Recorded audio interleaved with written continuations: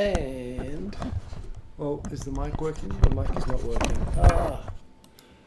Okay, properties. Every week.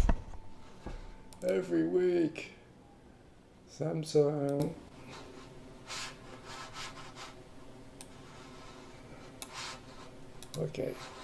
Okay, should be working now. And boom, I'm live. Welcome, this is Tokyo Tonight. My name is Hiko Simon. I literally just got home from like 2 days of driving.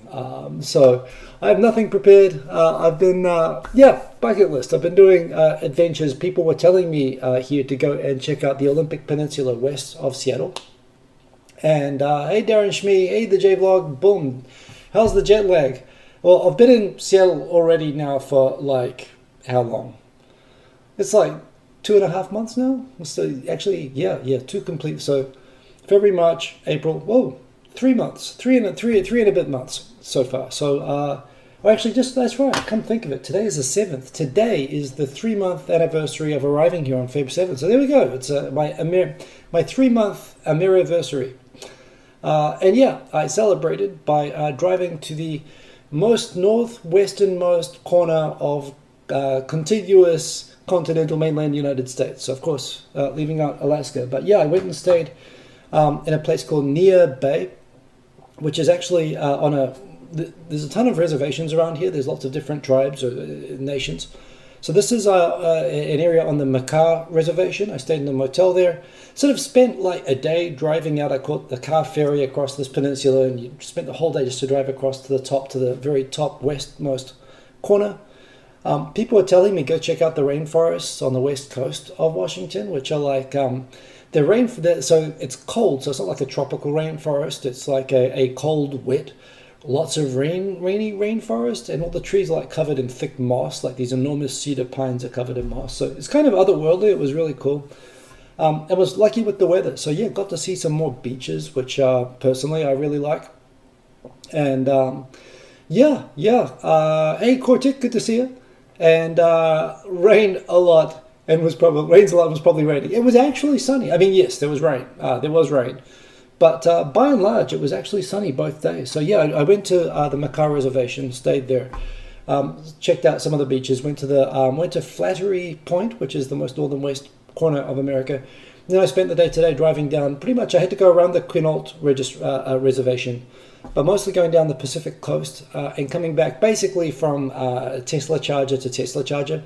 Not a great place to drive a Tesla, honestly, because there's not many chargers in that part of the world. Really, a place I should have taken a gasoline car, but I wanted to drive a Tesla. Teslas are fun. I got a Model Y, which is, last time I drove the Model S, which is the cheapest base version. This is like the same platform, but a bit roomier. It was cool. Had some good food. Stopped in Aberdeen because there was a Tesla charger there. Honestly, there's not really any other, unless you're a massive Kurt Cobain fan. In fact, I stayed in Forks. There's a town called Forks, which is apparently where Twilight was filmed, which I have no interest in whatsoever, but it's a thing. Yeah, I went to like a diner there for coffee while the car was charging, and there are lots of people there dressed all in black, and people clearly, I would guess, who were there for the Twilight thing. And then I went to Aberdeen on the way back, which, in spite of the Scottish name, is the town where Kurt Cobain is from. Again, not really a pilgrimage or anything per se, but just kind of a cool thing. And just got back. Because it's a Turo car, it's like an Airbnb for cars. So I had to go return the car. And just when I returned it, the thing said that you had to return the car in the same exterior and interior condition that you found it.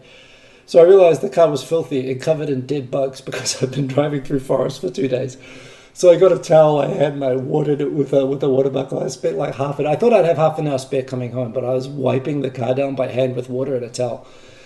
So I got it pretty clean. But then I was like running. I had to run 25 minutes back from the car park where this building was to come here to stream at 8:30. Normally I stream lately in America I've been streaming 7:30. The reason I stream at 10:30 p.m. in Japan is honestly it means that whatever I do on the weekend, I can go home, shower, find stories, prepare, and then do the stream at 10:30.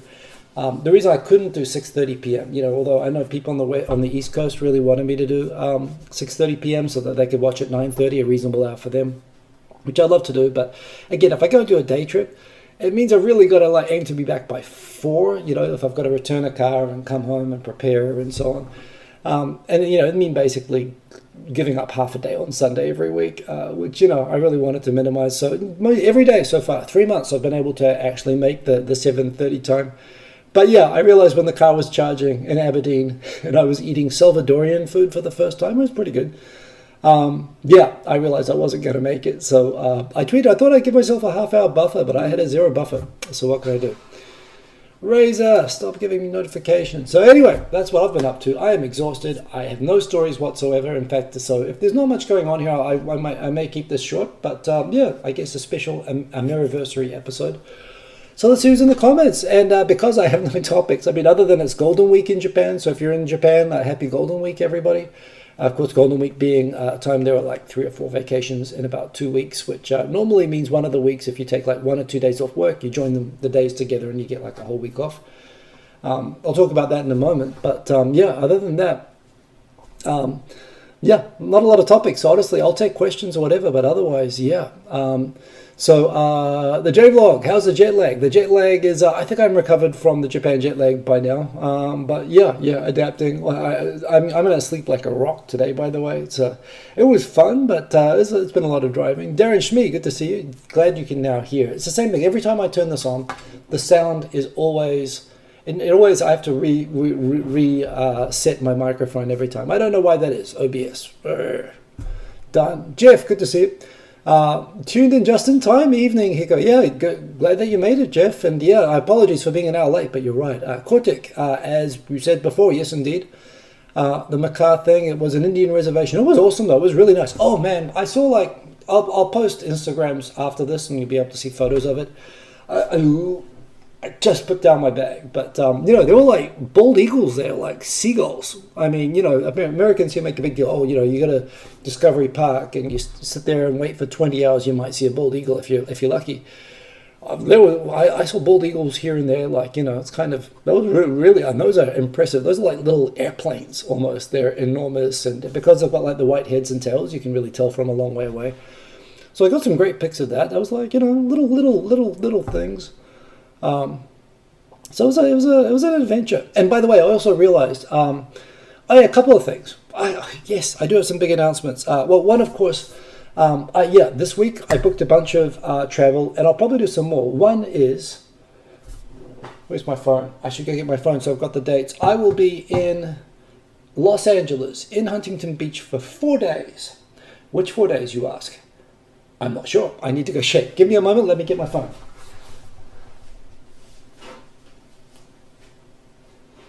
I actually booked the flights, and I will be in Huntington Beach. Let me have a look. From June.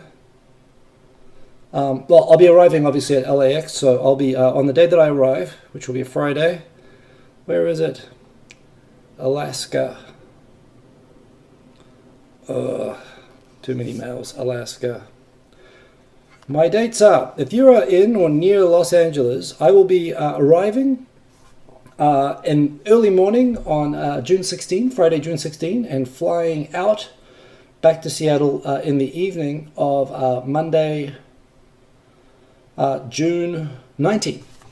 So 4 days in Los Angeles. I've never been to Los Angeles before. I'll be staying near Kurt Bell's place. A lot of you know Softy Papa, Kurt Bell.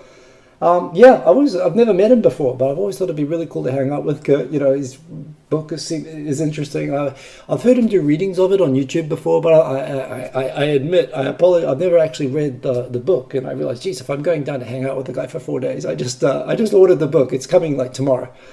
So, but yeah, you know, he's a philosophical guy. I love how he goes out in the desert and talks philosophy, and he walks along the beach and stuff. It seems like so I'm all up for that. So I'll go down. I'm going to hang out with Kurt. I'm going to surf. He offered to take me out surfing. I said, I'll buy the air tickets. So that'll be cool. I'm hoping to see Kat McDowell as well, who's in Santa Monica, which I discovered is like 2 hours drive away, even though it's in the same city, but it's the opposite end of LA. So I might go see her when we arrive. Other people have already, El Camado has said he'd love to meet up. Caffeine Jedi has indicated she'd like to meet up. Some people I've met before, some I haven't. I think some other people already. So watch this space on Twitter, Facebook. Probably before that time, I'll announce. I'll probably pick a nice place near where I'm staying, the Airbnb where I'm staying in Huntington Beach, and try to set up a place to do some kind of a meetup. It'd just be super fun to meet people, and since there's so many people in LA who I know watch. So that'd be really, really cool. But also for me, now I've been to the northwest corner of America. I realize now, I was looking around. I always thought every major city in America is 20 hours drive away from each other. But from Huntington Beach to San Diego is only an hour. And that's right on the border with Tijuana. So, hell, I mean, why not make it to the southwest corner as well? Bucket list. So I'm definitely going to be doing that. I mean, if it's just an hour away, geez, I might as well. I could even get a taxi. No, I would not get a taxi down there. But yeah, seems worth the drive. In fact, I'm even tempted just to cross the border just because that seems cool. Speaking of crossing borders, more big news. Actually, I should have said this first. This Friday, I have a friend who has an apartment in Vancouver, and she's in Japan, but their apartment in Vancouver they're not using, and she's like, yeah, go stay, go over there. I'm like, yeah, that's a good idea. And then she said, yeah, go on the seaplane. I'm like, what? There's a seaplane? And I looked it up. Apparently, there's a little Cessna type seaplane that takes off 10 minutes walk from my house, and it lands right in front of where I'll be staying in Cole Harbour in Vancouver. So actually, this time next weekend, again, it might be a late show next weekend because I will be flying to Vancouver on Friday. And I'll be coming back. I'll be driving back across the border on Sunday. I will aim to get back here by 7:30. I've got to take the car. I found out there are places where you can rent the car in Canada and return it in America because there's so much traffic across the border. So I'll drop the car off at the airport and catch the train back and try to get back here in time for 7:30. Again, really, I wish I could stream at 10:30, but I'll tell you all about that. But more importantly, LA meetup, of course, on between June 19 and 16 and 19, probably 17 or 18, I'll do a meetup. But more importantly, if you're in Vancouver or near Vancouver and Canada, Americans always ask me, do you mean Canada? And I'm like, is there another one? Apologies to my friends from Oregon and Washington who it seems know the tiny outer suburb of Portland better than they know the major international city in Canada. But yeah, I mean Canada. So I'll be in Canada on Friday and I'm hanging out. It's funny. My boss is like, yeah, go running in Stanley Park. That's right close to Stanley Park. And it looks like the weather's going to be lovely. So I'm going to do that. I got a list of places to go to. But honestly, other than just, I've been there once with my family a couple of years ago. But other than that, to hang out there myself for a couple of days, 2 nights, it should be a lot of fun. So if you're in Vancouver or around Vancouver, this Friday, I'm going there. In fact, I guess I won't be doing the show from. Hopefully I could be in a traffic jam like I was today on the way back, or I could be running in flustered like I am at the moment. I guess I'll talk about Canada again. But I loved Vancouver, actually. It's a beautiful city. And again, there's already some people on Facebook who have sort of said they'd be up for meeting up. So yeah, I might actually pick either the Friday or the Saturday night if people want to go hang out. That'd be cool. The Donut, stop by Portland. I've been to Portland and I tweeted out, hey, I've been granted. I did that on the spur of the moment. And I did meet a friend when I was down there, a person I knew from Japan. I'd be happy to go down to Portland again though. That's a cool city. But yeah, so anyway, if you're around Vancouver, let me know. It'd be cool to meet up. It's always cool to meet people in person. Mango Table, Mastodon. Good to know you, the Donut, and nice to have you in the chat. PB, greetings. PB, is that peanut butter? I don't know. So Simon, indeed, greetings right back at you, PB. As I'm saying to everybody, I just literally got out of a car. I'm exhausted. I've been driving for 2 days. I have no topics. Somehow I've still just talked for not 22 minutes because I started 5 minutes late, but I realize I've been talking for an absurdly long, continuous time, given that I'm exhausted and I have nothing actually planned to talk about. But there we go. Minnesota is basically mini Canada, says Ben Duncan. I've heard that, except you have to drive across for the cheap medical care. But yeah, I've heard it be described that way. There's even a city called Little Canada. Oh, there's a Little Canada in Minnesota. That must be highly, highly confusing. One thing I love about driving, I haven't been all the way up to the Canadian border yet, but I've been close. I've driven north. Along the highway, there are these, every lawnmower shop seems to have decided to try to get the biggest possible flag of America, lining the highway to Canada. I don't know. It's like they want the Canadians to know that they have freedom now or something. I'm not quite sure. But it's kind of funny how they have. I mean, you know, one thing America does very well certainly is ridiculously oversized flags at obscure, you know, home landscaping shops and whatnot. So that's pretty cool. Yeah, Darren Schmee, are you in Vancouver? If you're in Vancouver, look. So to everybody interested in meeting up in Vancouver, I'm going there this Friday, so there will not be another. By the next Tokyo Tonight show, I will be back in Seattle. I'll have returned from Vancouver. So either Friday or Saturday. I mean, hell, I got nothing to do. So let's say Saturday, because Friday, I don't know. I've just arrived. I'll be a bit flustered. So let's say Saturday afternoon, or even evening. I will arrange. Best way to follow me, honestly, is Twitter. I mean, you know, you don't have to hail, you know, Elon Musk in order to use it. I know some people are running away from it. I am on Mastodon, Hiko Simon at famichiki.jp. I am on Facebook. I don't know why you would think Facebook is better. I mean, even with Elon Musk, Twitter is still, like, I think, better than Facebook. But as you know, I mean, all my links, all my socials are below. But yeah, I think I'll put notes out on all three. But yeah, if I think about, I'm getting a list of places to go to. But Darren Schmee, let's set a date now. Saturday, I'll organize a meetup. So I'll figure out a good location, but it'll be close to Cole Harbour because that's where I'll be staying. I've been told some places that are hip. I don't know if I'll be allowed into such places, but I've been told places that I should go check out. So maybe I'll pick one of those places, and it'll be cool to meet some people. And yeah, okay, Darren, you follow me on Twitter, so we're good. So I'll send out information about that. So that is me ranting and raving, being quasi-delirious and dehydrated after getting back. Yeah. What do you? Anything that you'd like to talk about? Honestly, I probably just want to have a shower and a lie down at this point. But yeah, I guess in terms of, so to everybody watching, type my name, Hiko Simon, if you've got a topic for me or a question or a request or something. But otherwise, yeah, in terms of stuff that's going on, you know, it's been another busy week with work, so I've not been keeping up. I must admit, I'm not becoming American by any means, but I'm drifting away from following. Normally I like cram before the show on all the Japanese news for the week, but I haven't even had a chance to do that this week or last week, and I guess I'm not going to next week as well. I kind of realizing part of being in the hospital with the kidney stones thing is, you know, life is short. You know, I don't want to go back thinking, oh, it would have been cool if I'd done that when I perfectly well could have done it. And the only time I can do it is the weekend. So I guess I'm getting busy now that I'm getting aware of how limited the time here, and by here I mean Seattle, not life necessarily, but you know, yeah, you know, go hard or go home. So I'm packing in the weekends, so which I admit means I'm not keeping as well up with Japanese stuff as usual. I will be back in Japan, of course, and back to doing that before I know it. I guess. I mean, actually, end of next month I'm going back. But yeah. So the only thing really that I know for sure is happening in Japan right now is it's Golden Week. Everyone's traveling and everyone's complaining. Because now that tourism is fully returning, I think the hotels, apart from the fact that the hotels have, of course, been suffering through COVID, you know, like laying people off and barely getting through, you know, heaps becoming bankrupt. So not only are they realizing now that people are back, but with all the foreign tourists that are used to paying, you know, because Japan hasn't had inflation for 30 years, whereas America's had crazy inflation. Plus, on top of that, the exchange rate for Japan being super cheap, you know, the yen like collapsing in value. People can afford to pay, like people expect to pay like $300 a night, which right now, you know, in Japan where you typically pay, you know, 10,000 yen, which in normal times would be, you know, 95 to 110 sort of dollars for a business hotel.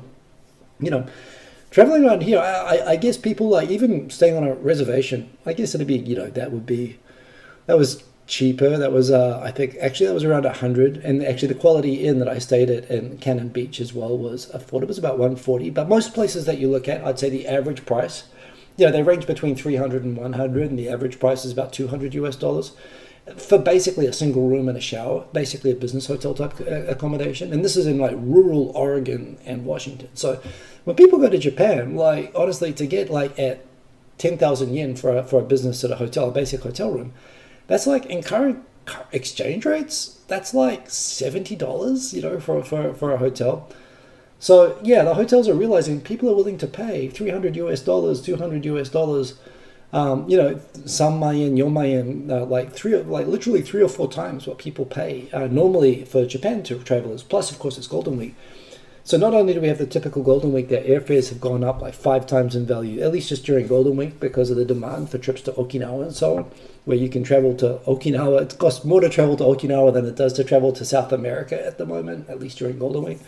But also all the hotels now, they've kind of started adopting American pricing, American tourist pricing rather than domestic tourist pricing. And all of a sudden, Japanese are realizing that they're being priced out of travel in their own country. Partly because the hotels, frankly, they can get away with it. They can charge it. I suppose it's contributing to inflation, but it's inflation that Japanese can't afford to cover. So yeah, this does feel like the continued story of Japan's sort of demographic and economic slide into becoming kind of a developing country where the people who can best take advantage of it are, wealthy tourists and so on, becoming a bit like Hawaii or whatever.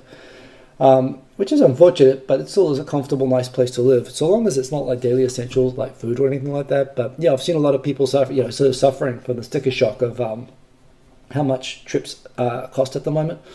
Of course, what I always say for end of year and for Golden Week, the best, the biggest vacation weeks, best way to spend that if you want to get away from people and escape and avoid the hustle bustle of Tokyo, the best thing to do, of course, during Golden Week is to just stay in Tokyo because everybody else is leaving. If you go to like Kyoto or you go to, Nikko or the tourist areas or whatever, it's going to be packed full of people in Tokyo. If you want to get away from the Tokyo crowds, stay in Tokyo. You save money and it's actually lovely during Golden Week. There's hardly anyone around. Same with end of year. Everyone goes back to their rural like family hometown. So that is my advice for people. I guess it's too late now. Maybe next year. For the next Golden Week. That's what I've always done.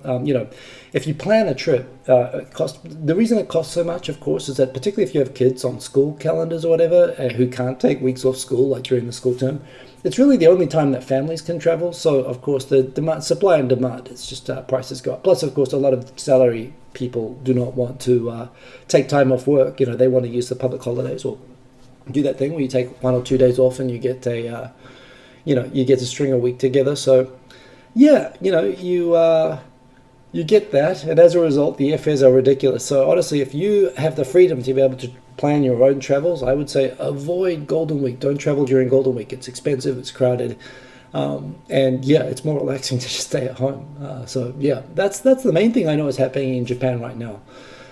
Into the comments, I see some people have dropped in some comments. Ben Duncan switched to MySpace after Elon bought Twitter. Well, yes, and the world, I think, is going to follow you. I think you and Justin Timberlake are rocking MySpace at the moment. Does he still own that? I thought that was, yeah. It's either incredibly smart or incredibly dumb when Justin Timberlake bought that. That was like, 3 or 4 years ago? I think history tells us all the answer. I mean, but MySpace, Friendster is coming back. PB. Did I see that UAP video released by the Pentagon containing the orb over an active combat zone in Mosul? I did not. Okay, I'm going to look that up. I mean, I love UFO stuff, but I must admit, there is one channel that I love to follow is Answers with Joe Scott. He's like a sort of a science communicator, but he tells good sort of history stories and science stuff.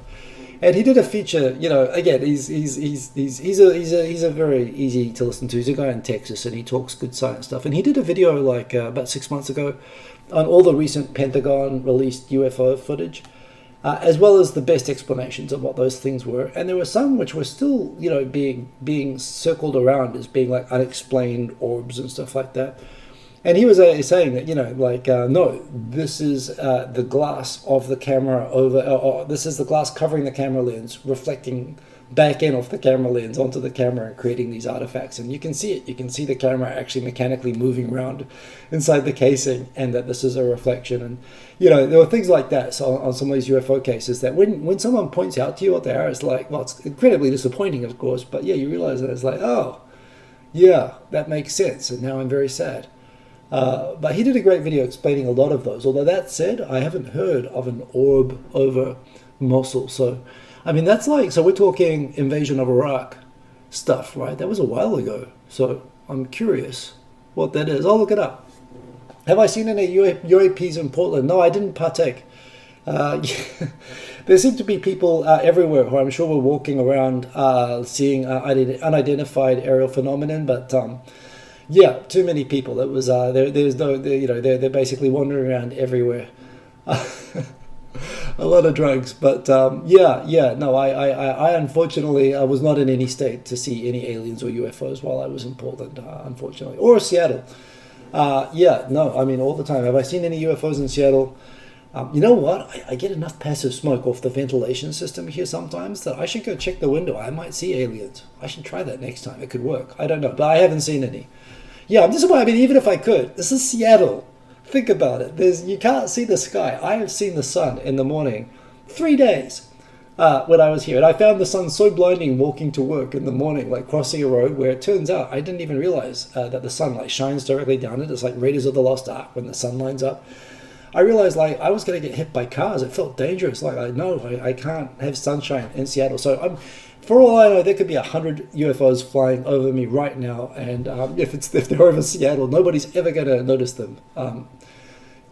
Yeah, I like it, unless they're taking special medication, which is quite a lot of people.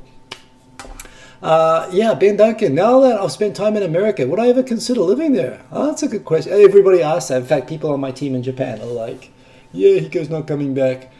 I'm going back. I'm going back. I must admit, I am treating this like the special opportunity that it is. So in a way, rather than trying to treat it like regular life, in which case I'd be probably settling into having more of a quiet weekend routine.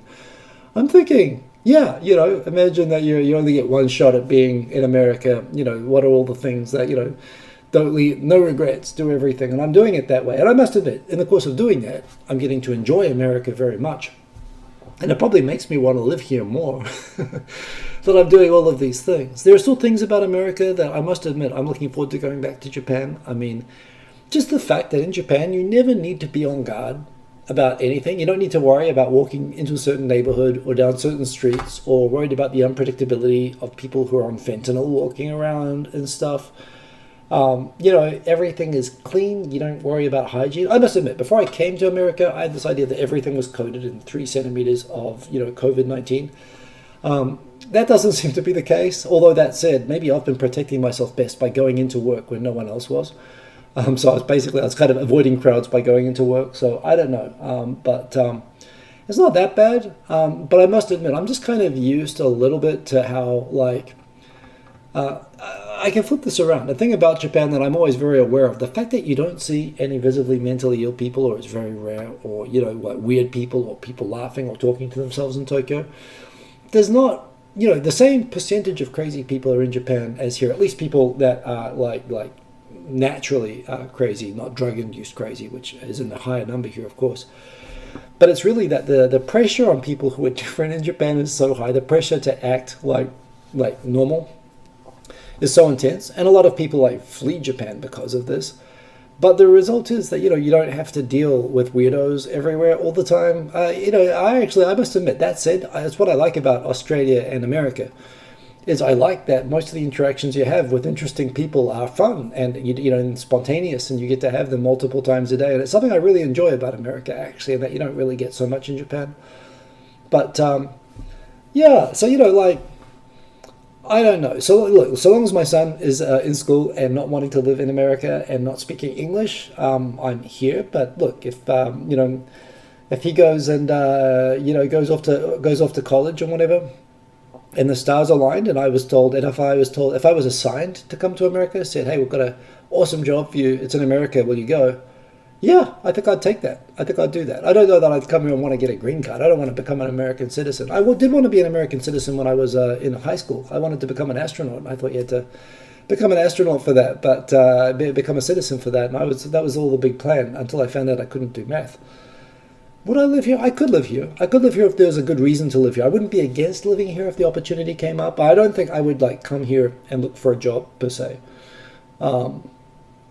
So, I wouldn't. I'm not desperate. I'm not climbing the wall to get out of Japan necessarily. I like Japan, and I still like the fact that, I've been very fortunate to have the experience that I have, and I guess I could if I looked find a good job here. But at the same time, the skills that I have, particularly the fact that I'm an average lawyer and an average sort of tech person, but who can do everything in English and Japanese and bridge those two things. And that skill is most useful in Japan. And I've built my whole life around building up that skill. So I think, I'm always going to get more interesting work and opportunities in Japan. But there again, if Japan sinks into the ocean or goes down the toilet, or if there's a really good opportunity that comes up here, I'd be open to it, but maybe not immediately. Well, who knows? If something came up, I would really seriously consider it. I'll probably consider it more seriously than I would have before I came here. I am really enjoying it, and I've surprised myself how much I've enjoyed Seattle. I really thought of Seattle as a grungy, weird, small place, and that's really all that I've ever seen. But now, the more that I see around Seattle, the more I like Seattle itself. It's kind of funny. Seattle gets this halo effect from all the awesome stuff that's around it. I must admit, though, I could definitely use the weather is tough, like the lack of sunshine and everything. That's Seattle specifically, though. And this is it. The rest of America, I don't know. Like, what if I got assigned to like Austin or Dallas or, Washington, D.C.? And those are all possibilities, even in my current role. And, I don't know. Those are totally new places. I'd want to go check them out. I'd be open to it. Would I consider living in America? I would consider living in America. Yes, I would. But for now, definitely on this trip, I'm here for a fixed term, and I am going to be going back. But I'm really glad that I had a chance to spend some proper time here. Denonut says, Cannon Beach is spendy. It is. I actually stayed at Seaside Shore, which is like 10 minutes drive away, because they had a very, very affordable hotel around the corner. I went there on short notice. I went there on a whim.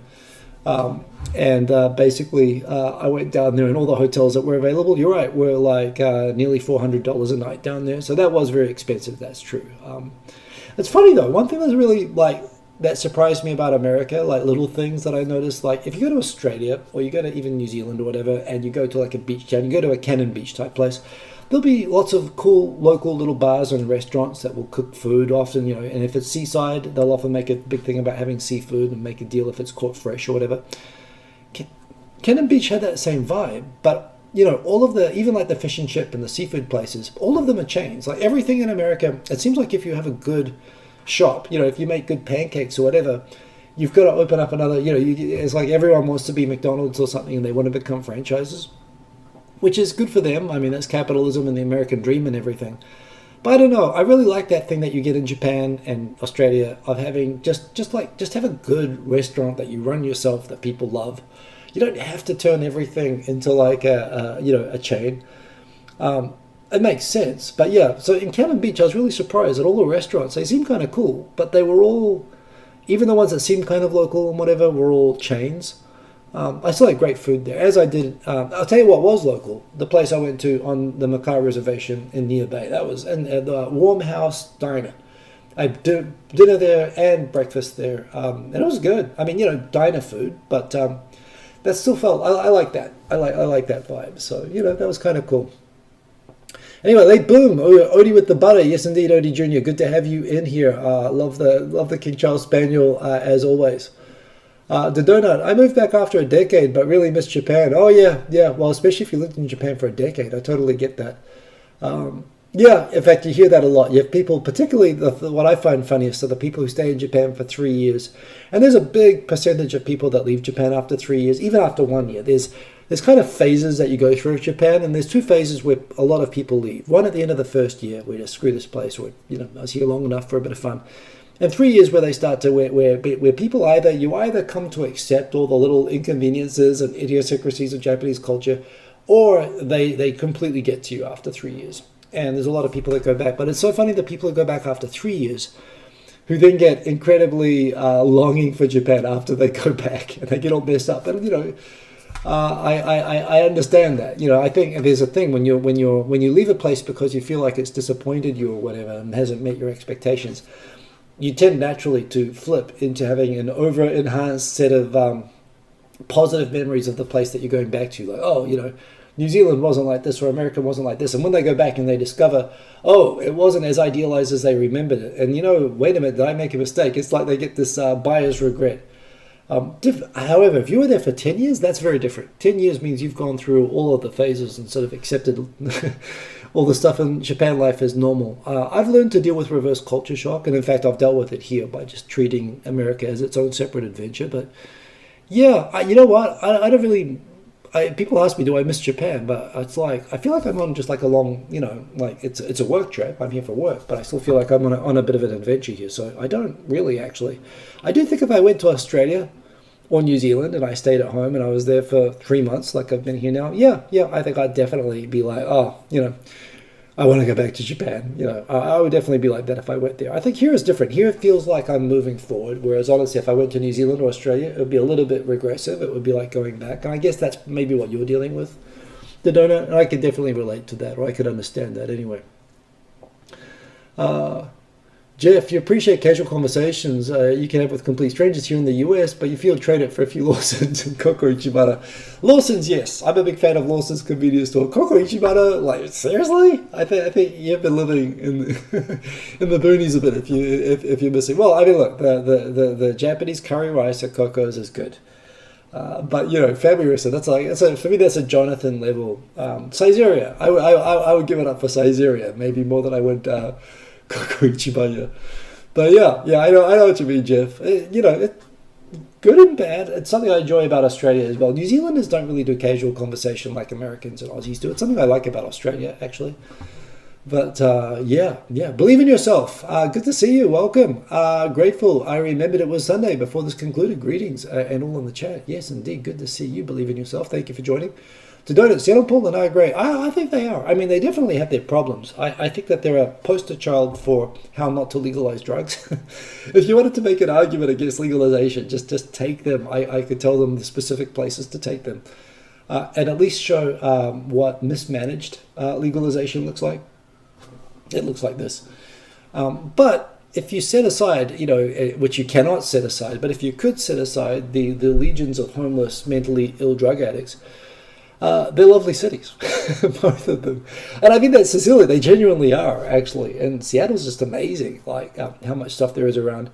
I do wonder if it's a little bit like Auckland in the sense that my Japanese friends who lived in Auckland would like live there for 2 or 3 years and they'd go do all the bungee jumping and skydiving and fishing and all the stuff that you can do around Auckland. And after about 3 or 4 years, they realize, oh, I've done everything.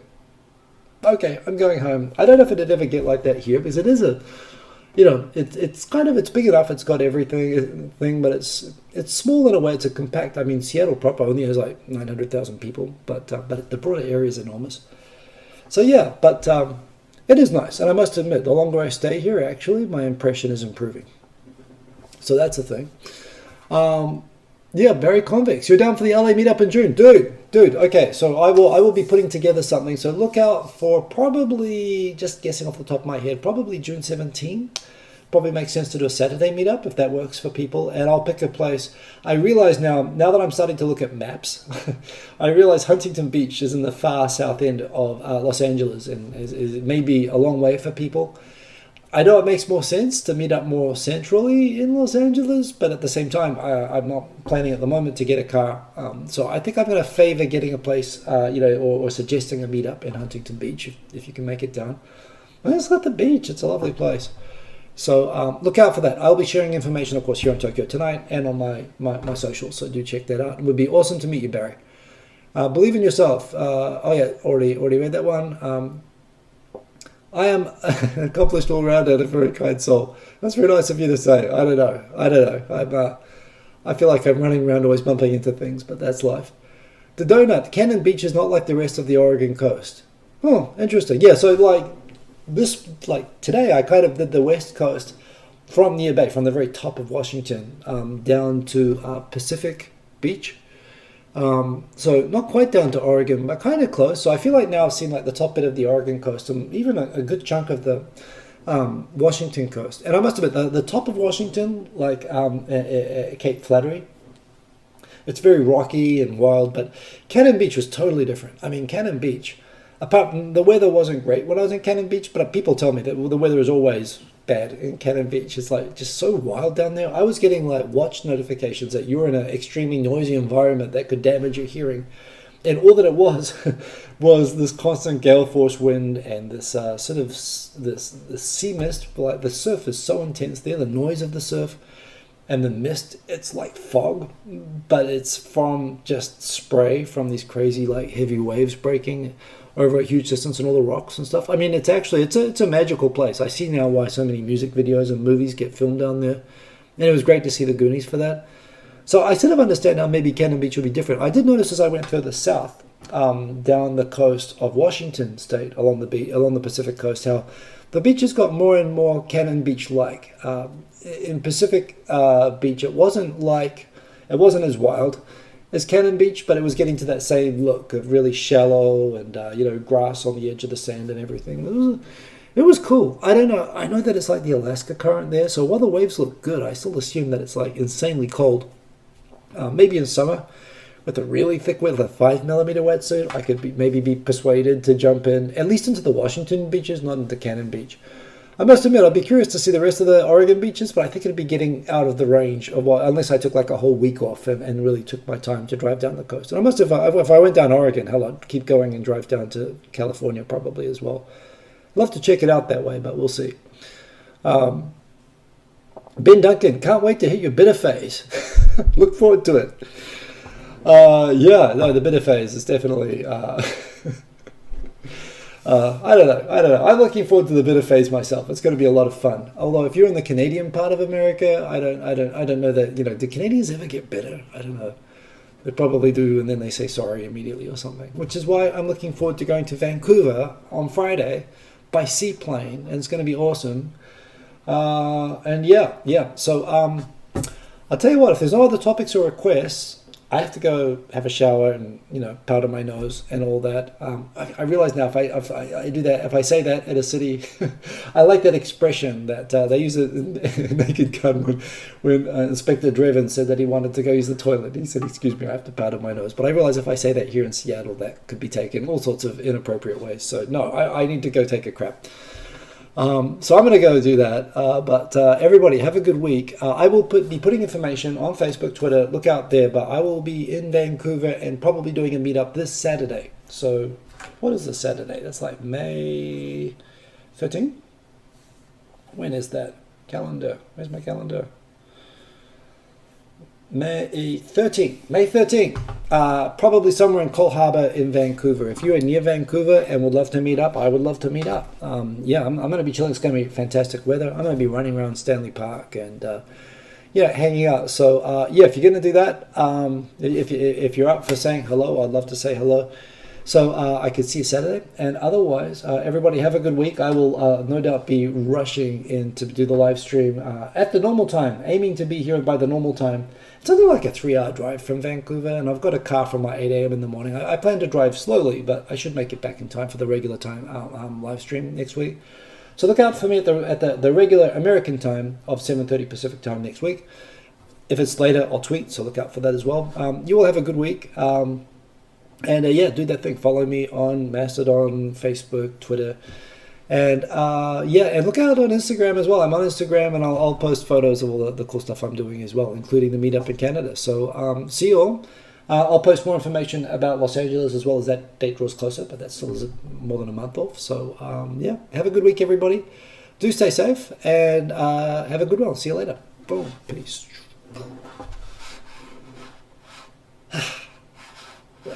End stream. See you later.